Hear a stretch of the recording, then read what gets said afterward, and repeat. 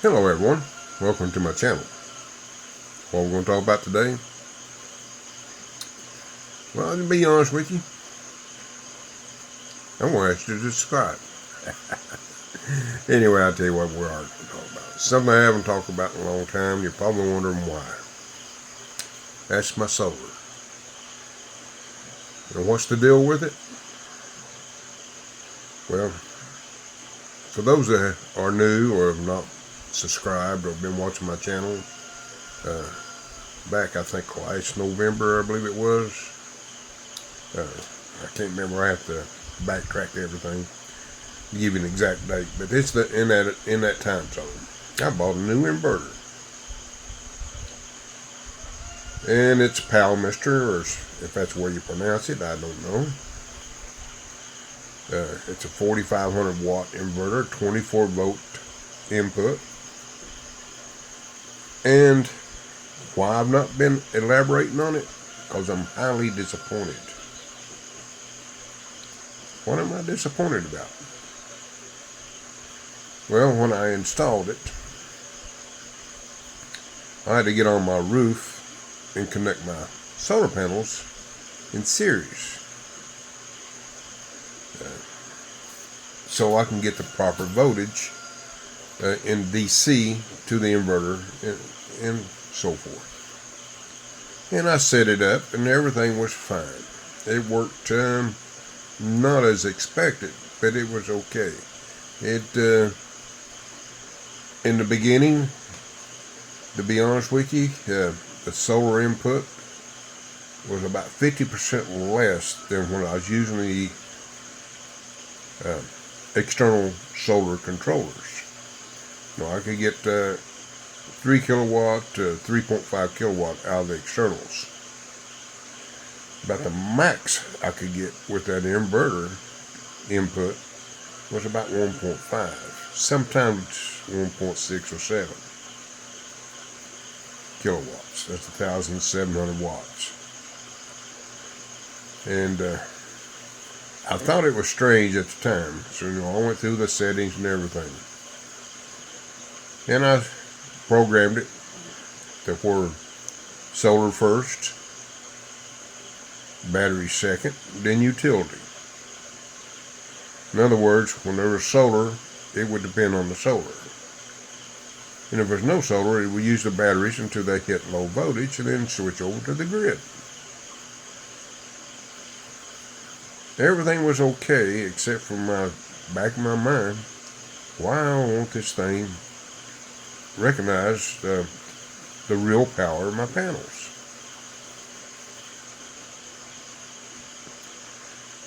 Well, I'll be honest with you, I couldn't figure it out until one morning I woke up and the sun was coming up, and I noticed I was still on the grid. Because normally by 8 o'clock, I've got enough solar to where everything runs off of solar. So I looked at the inverter, and it shows the input at 0.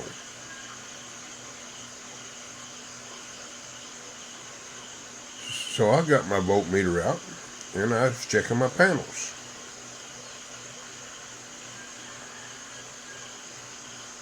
And I couldn't get any voltage. So I dropped the breakers on my panels. And I checked the voltage in front of the breakers. I had voltage. Actually, I had almost 300 volts. But when I turned the breakers on, 0.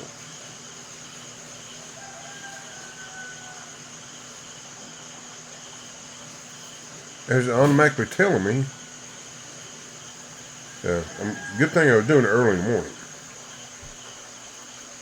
before my panels started performing close to 100%.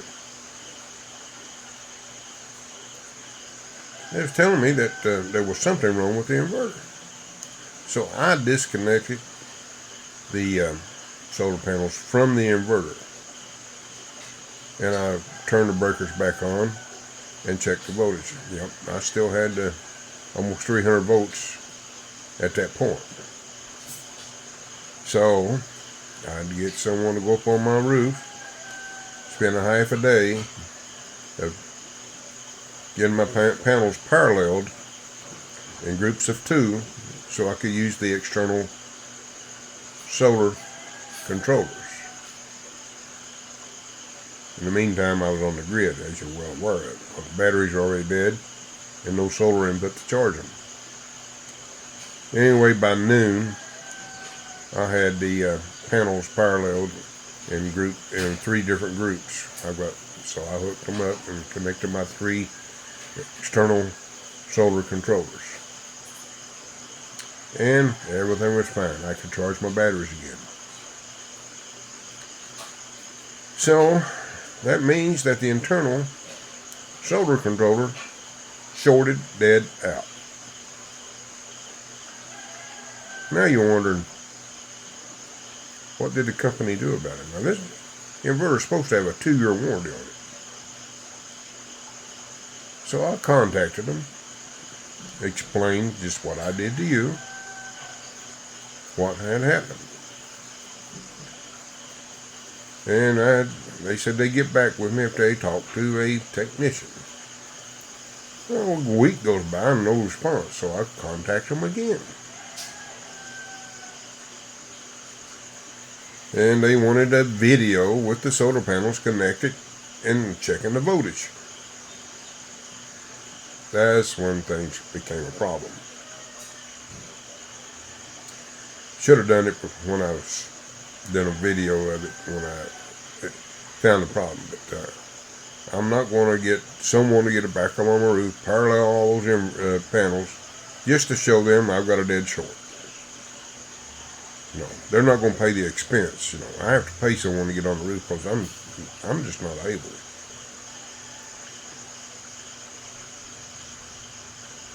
And after several months of chatting back and forth with these people, I finally discovered there is no warranty service in the Philippines for the PowMr inverters.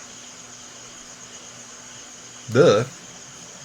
So even if I had to give them a video, I still wouldn't have gotten a warranty. It's kind of disappointing. Well, it is disappointing. I am now currently still using the inverter. The DC to AC side still functioning. And I'm using the external solar controllers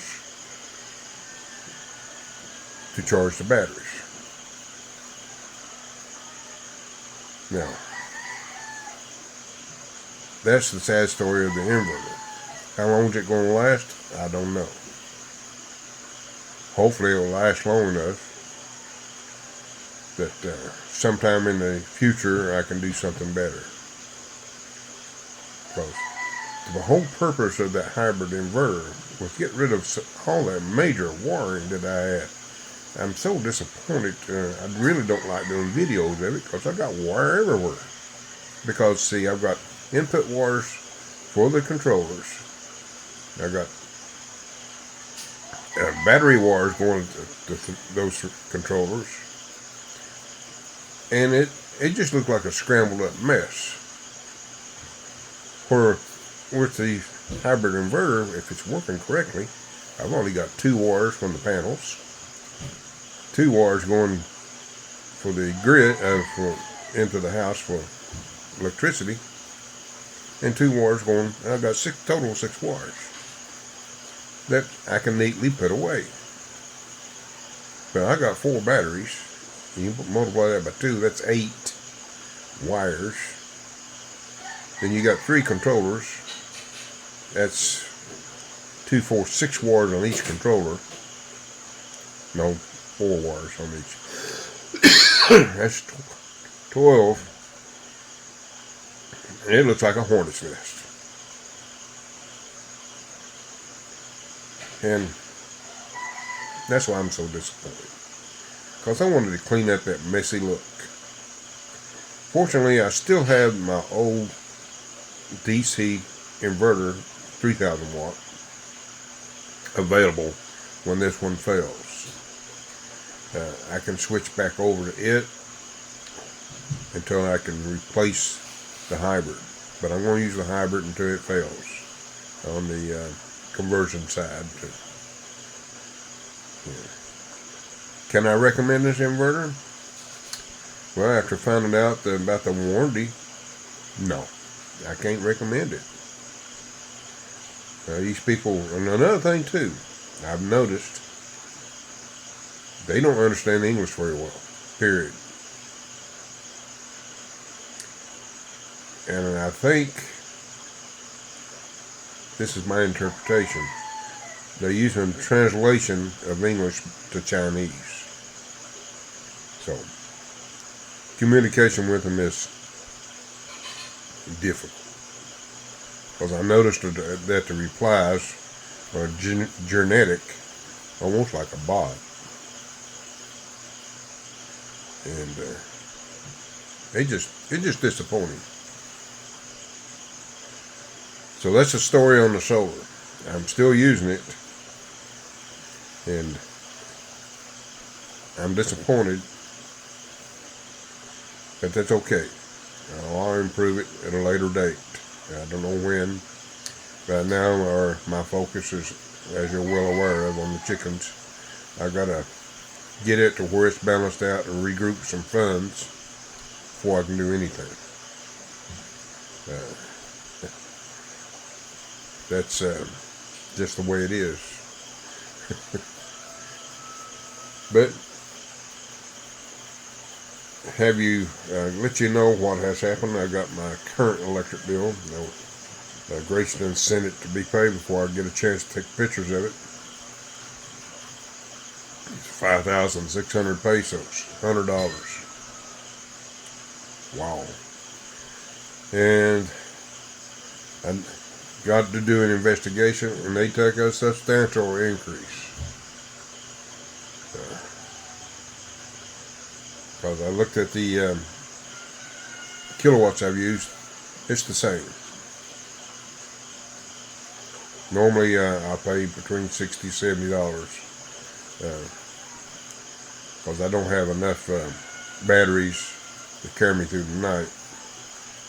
So that's my on-grid usage is actually my nighttime usage. Because even on cloudy days, it's pretty much solar. If the inverter had worked out, I would have expanded my batteries. But now, those funds are going to have to go to replacing the inverter. And it's going to take some time. It'll probably end up paying for itself over time with the usage I get out of it. So it's not a total loss. Since I've been doing the solar, to be honest with you, my investment right now has been recovered. It's just a matter of other expenses I got going on before I could take any steps forward. So folks, that's the story. I'm sticking to it. Anyway, if you don't mind, subscribe, like, and share.